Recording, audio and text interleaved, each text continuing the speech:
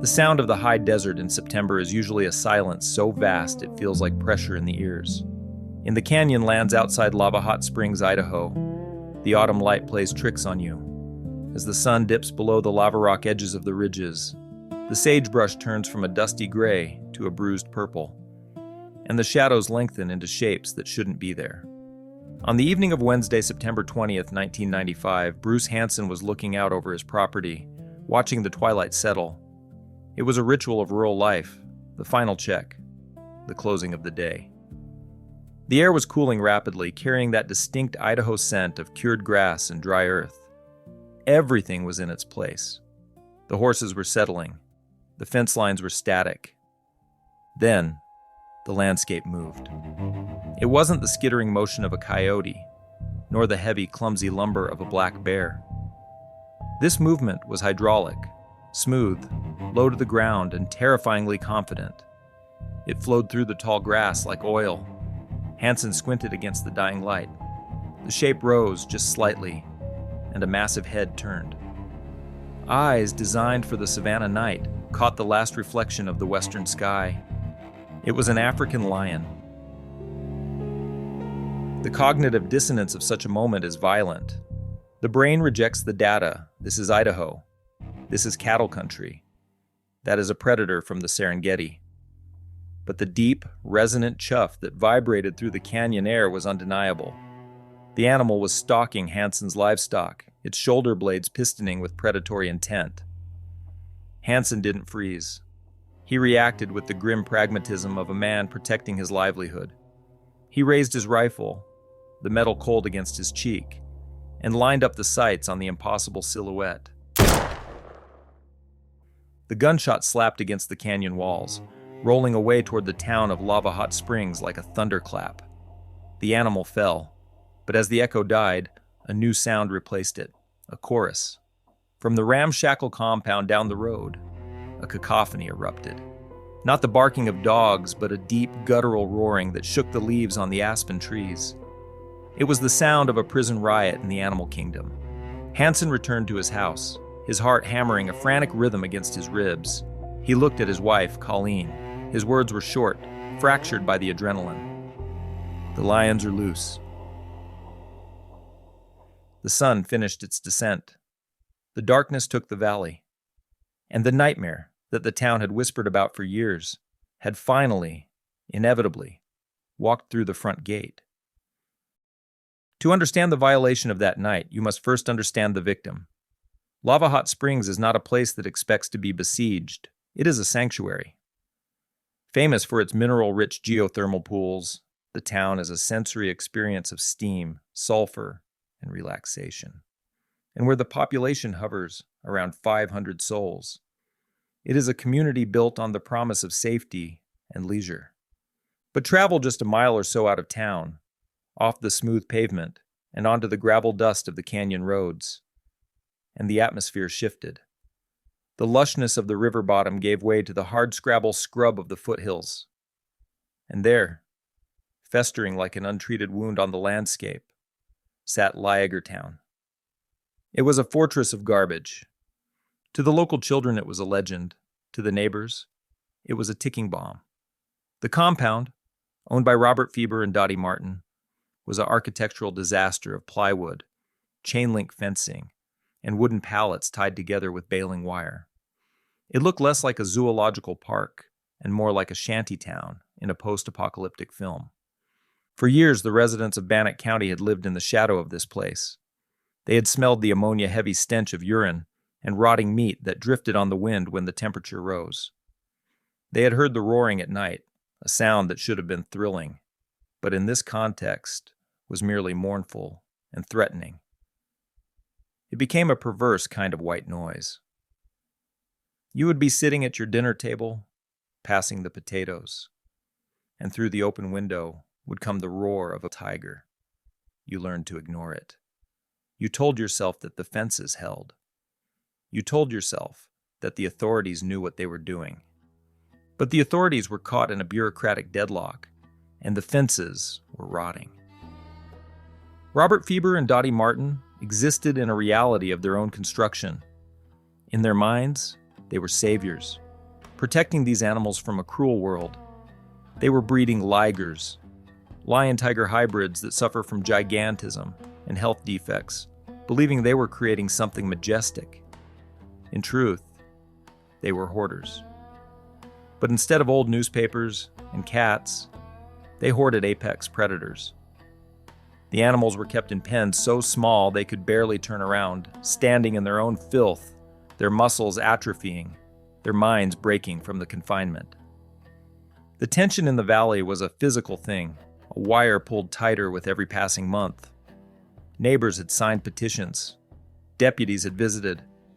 But the laws in 1995 Idaho regarding exotic animal ownership were porous, a sieve of loopholes and grandfather clauses. The system required a disaster to instigate change. On that Wednesday night, the disaster arrived. When the call went out, the lions are loose. The response was immediate, but chaotic.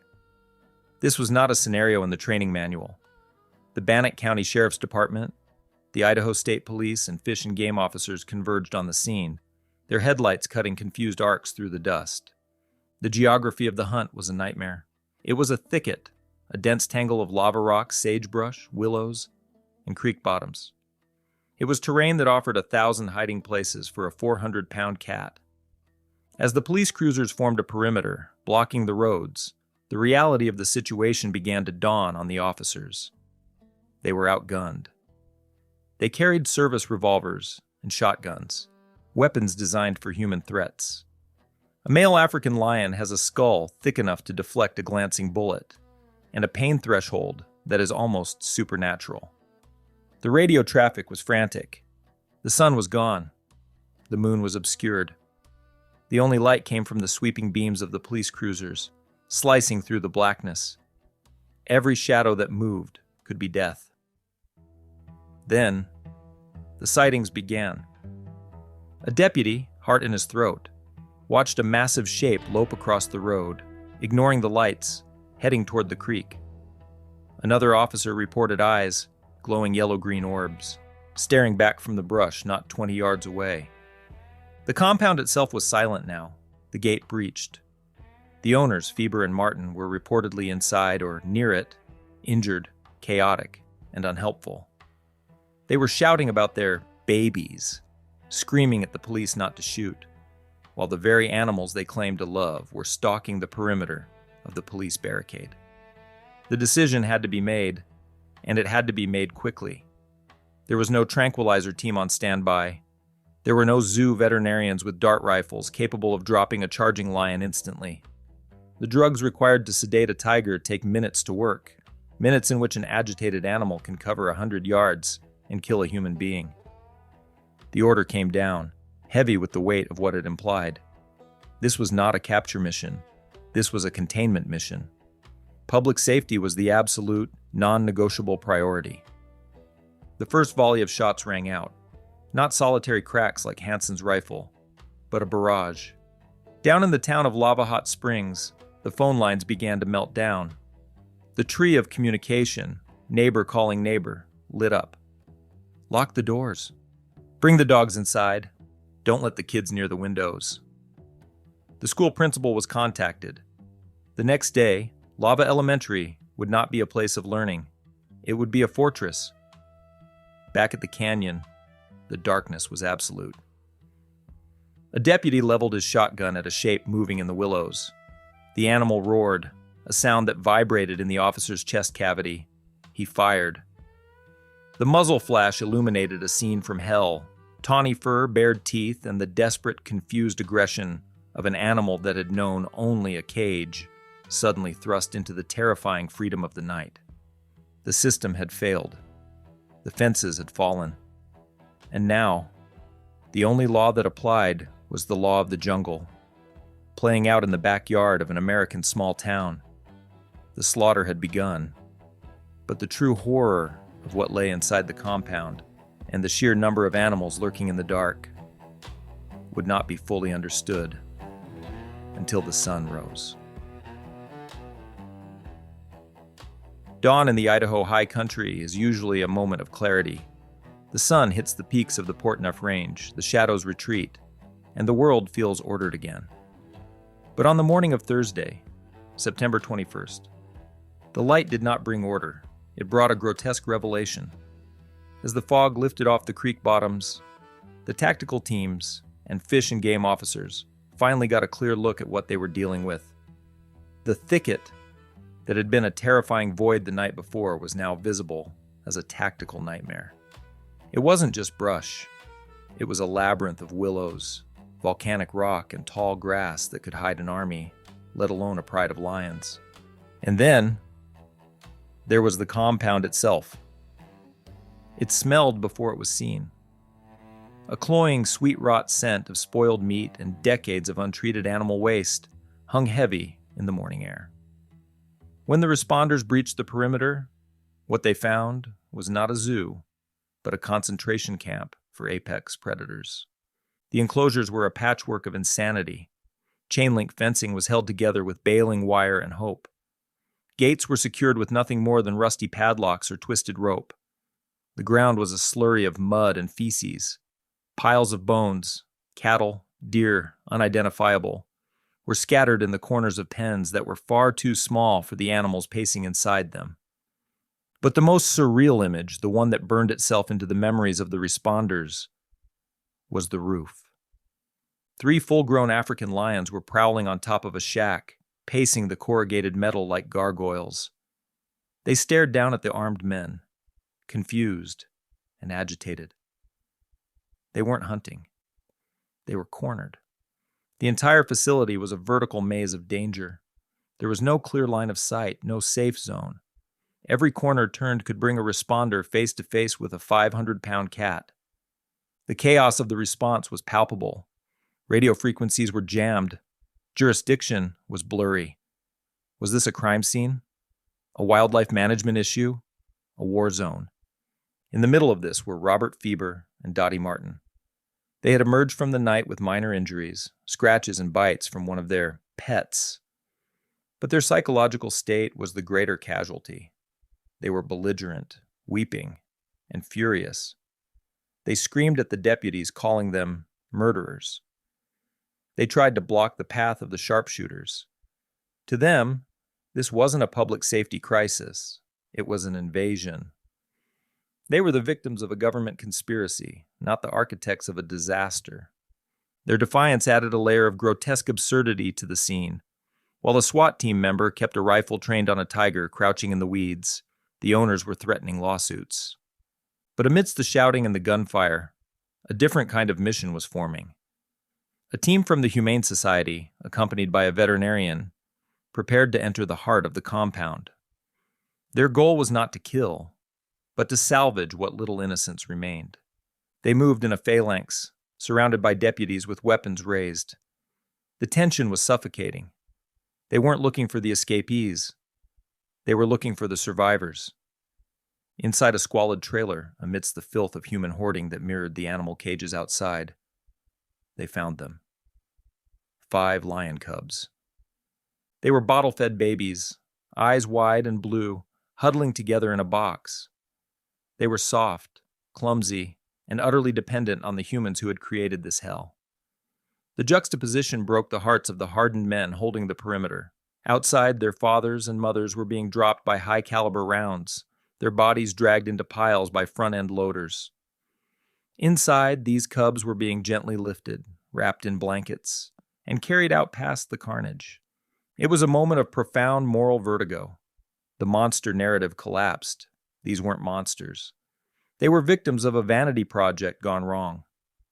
By noon, the initial count was coming in, but the math didn't add up. 15 lions were confirmed dead. Some had been shot in the open. Others had been put down in their cages because the structures were deemed too unstable to hold them. But how many were there to begin with? Fieber and Martin wouldn't, or couldn't, give a straight answer. Was it 20, 30? The uncertainty bled out of the compound and into the town. The thicket wasn't just the physical brush anymore. It was the fog of information.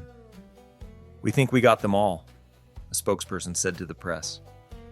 But think wasn't good enough for the parents of Lava Hot Springs. Rumors began to sprout like weeds.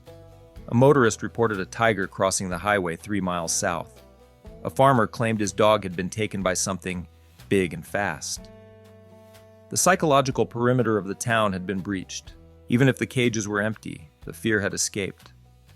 The investigation was turning from a shootout into a manhunt.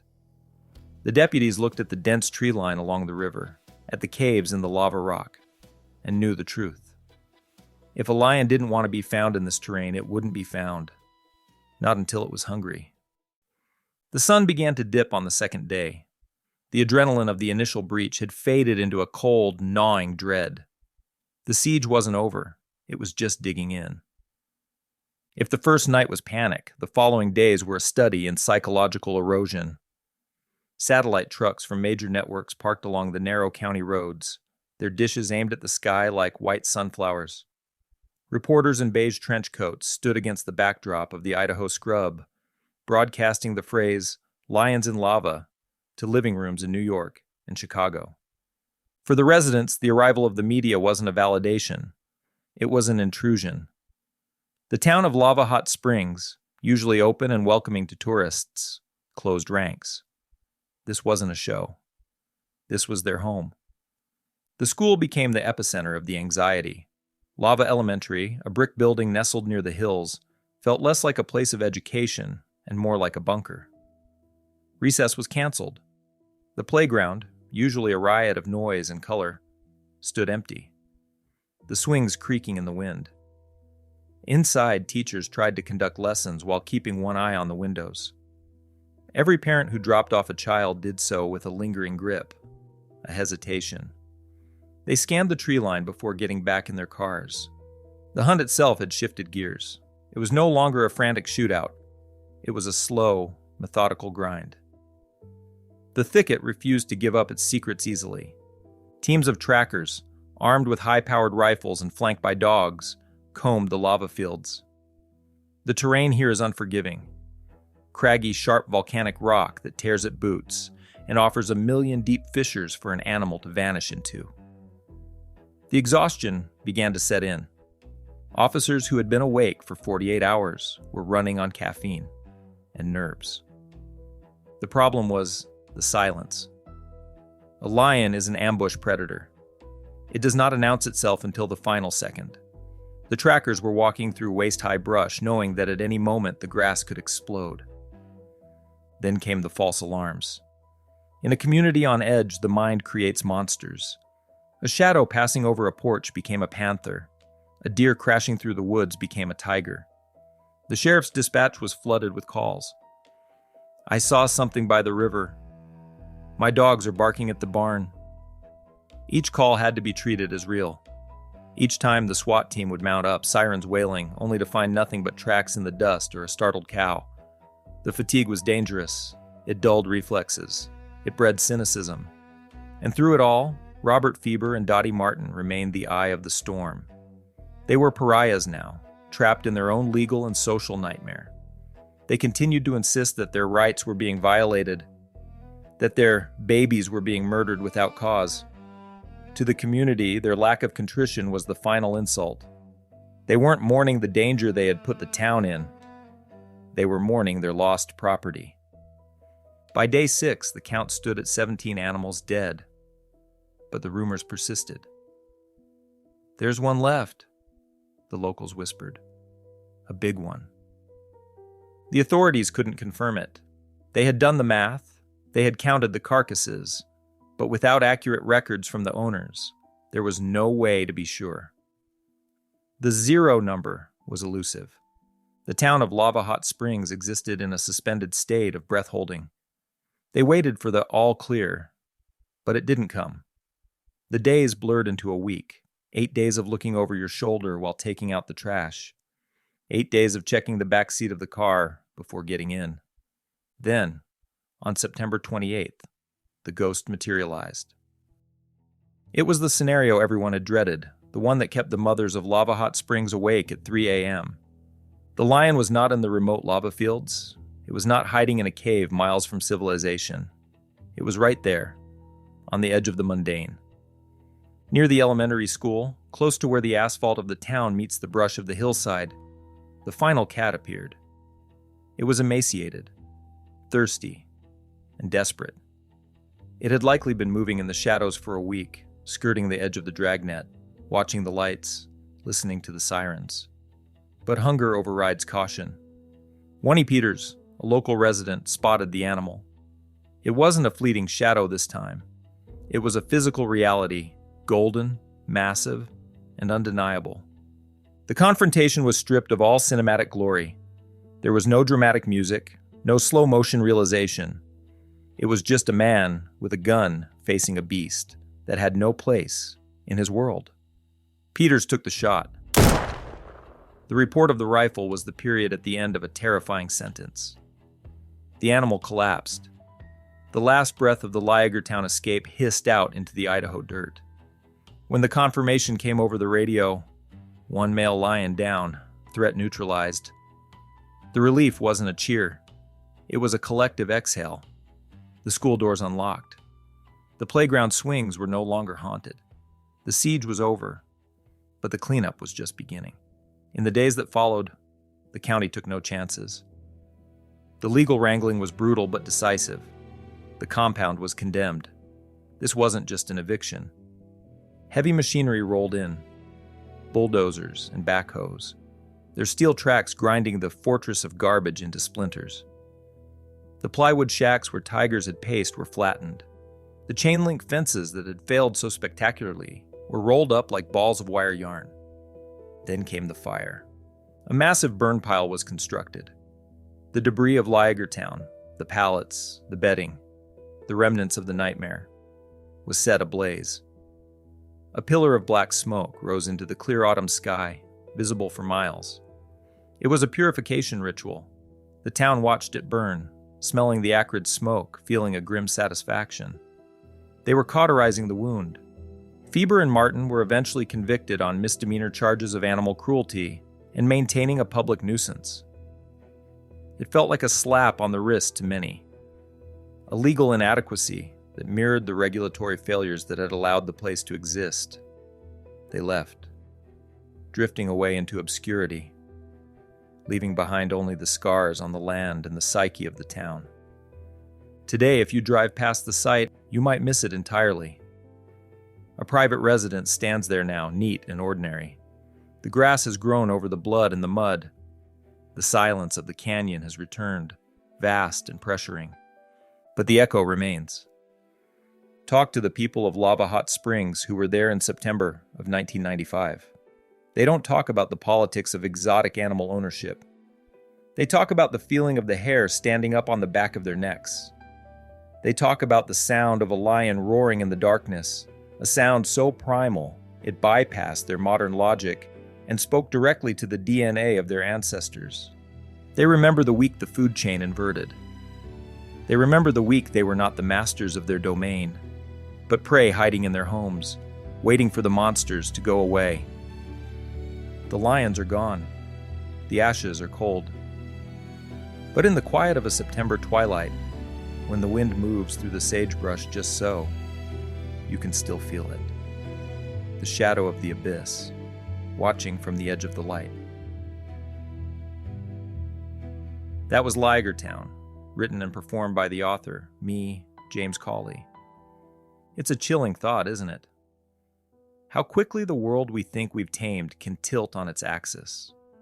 We build our homes, we pave our roads, and we tell ourselves that the monsters are all safely tucked away behind glass or confined to maps of distant places. But for 1 week in an Idaho autumn, that comfort vanished. The residents of Lava Hot Springs didn't just see an escape. They felt an ancient, predatory weight return to a landscape that had forgotten it. It's a reminder that the fences we build, whether they are made of chain link or the stories we tell ourselves to feel safe, are fragile things. And when they fail, we are left standing in the sagebrush, realizing that the silence of the high desert isn't empty. It's just waiting. My name is James Cawley, and you're listening to Dust and Echoes. If you like stories like this, stories that peel back the veneer of the everyday to reveal the ancient, unsettling hunger beneath, then you're in the right place. I'm glad we found you. I release a new original story in cinematic audiobook format every single week. Right here. I'll be waiting for you next time, and I think you'll love the next story. And remember, the bars we build are often made of nothing more than the dangerous illusion that the wild can be owned.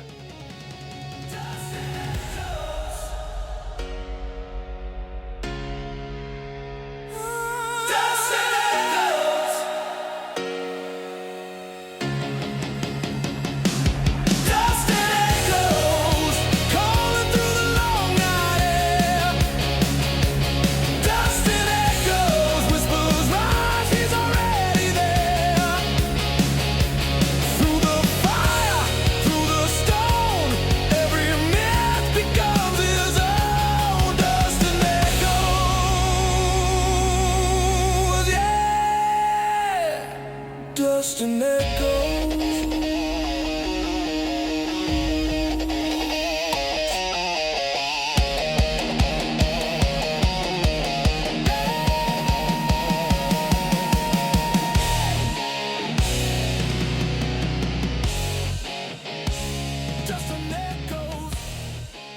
And hey, if you like the theme song, make sure to check out Lone Coyote. He's the guy who creates all the music for this podcast.